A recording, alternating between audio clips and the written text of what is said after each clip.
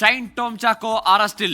ലഹരി ഇടപാടുമായി ബന്ധപ്പെട്ട കേസിൽ ഇപ്പോൾ അറസ്റ്റിലായിരിക്കുന്നു. അത് ഡ്രഗ് ഡീലറുമായി പരിചയമുണ്ട്, ഇടപാടുകളുണ്ട് എന്ന തെളിവുകളുടെ അടിസ്ഥാനത്തിൽ കൂടിയാണ് ഈ നടപടിയെന്ന് മനസ്സിലാക്കുന്നുണ്ട്.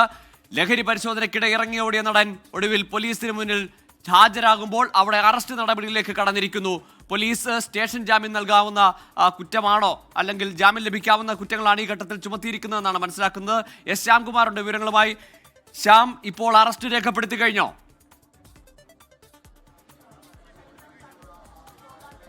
ഗോകുൽ, നേരത്തെ തന്നെ ഷൈൻ ടോം ചാക്കോയോട് പോലീസ് ചോദ്യം ചെയ്യൽ അവസാനിച്ച ശേഷം അയാളുടെ മൊഴികൾ വിലയിരുത്തിയ ശേഷം അറസ്റ്റിലേക്ക് കടക്കുകയാണ് എന്ന് അറിയിച്ചിരുന്നു. അതായത് അറസ്റ്റ് നടപടികൾക്ക് തുടക്കം കുറിച്ചെന്ന് അറിയിച്ചിരുന്നു. ഇപ്പോൾ ആ നടപടികൾ പൂർത്തീകരിച്ച് അറസ്റ്റ് രേഖപ്പെടുത്തിയിരിക്കുന്നു.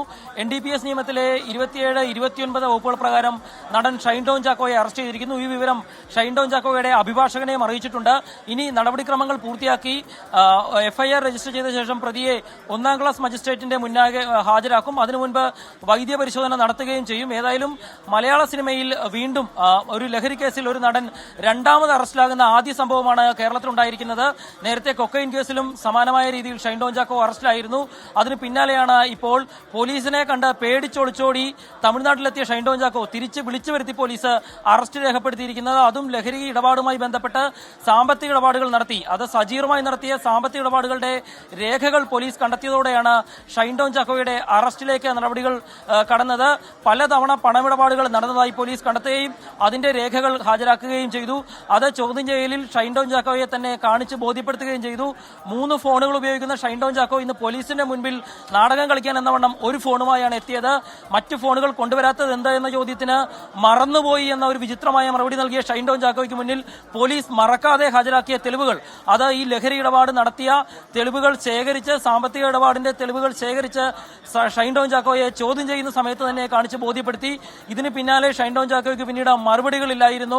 ഏറ്റവും ഒടുവിൽ പോലീസ് അറസ്റ്റിലേക്ക് കടക്കുമ്പോൾ അത് അഭിഭാഷകനെയും ഷൈൻ ടോം ചാക്കോയെയും കൃത്യമായി അറിയിച്ചിരിക്കുന്നു.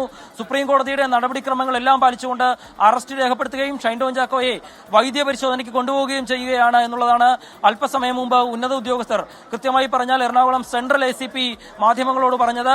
അതിന്റെ നടപടിക്രമങ്ങൾ അവസാന ഘട്ടത്തിലാണ്. ഏതായാലും തെളിവുകളൊന്നുമില്ല എന്ന് പറഞ്ഞ് കൃത്യമായി ഷൈൻ ടോം ചാക്കോയെ വിളിച്ചു വരുത്തി ചോദ്യം ചെയ്ത് തെളിവുകൾ കൃത്യമായി കാണിച്ച് ബോധ്യപ്പെടുത്തി അറസ്റ്റ് ചെയ്ത കേരള പോലീസിന്റെ ഒരു ബ്രില്യൻസ് കൂടിയാണ് ഇന്നിവിടെ ഉണ്ടായിരിക്കുന്നത്. രണ്ടാമത് കേരളത്തിൽ മലയാള സിനിമാ മേഖലയിൽ ഒരു സിനിമാ നടൻ തുടർച്ചയായി രണ്ടാമത് കേസിലും ലഹരിയുമായി ബന്ധപ്പെട്ട കേസിൽ കേരള പോലീസിന്റെ പിടിയിലായിരിക്കുന്നു എന്നുള്ളതാണ് അതിലേറ്റവും പ്രധാനപ്പെട്ട കാര്യം. അതിന്റെ നടപടിക്രമങ്ങൾ അവസാന ഘട്ടത്തിലേക്ക് കടന്നു പോകുന്നു എന്നുള്ളത് ആണ് നമുക്കിപ്പോൾ പങ്കുവെക്കാനാകുന്നത്.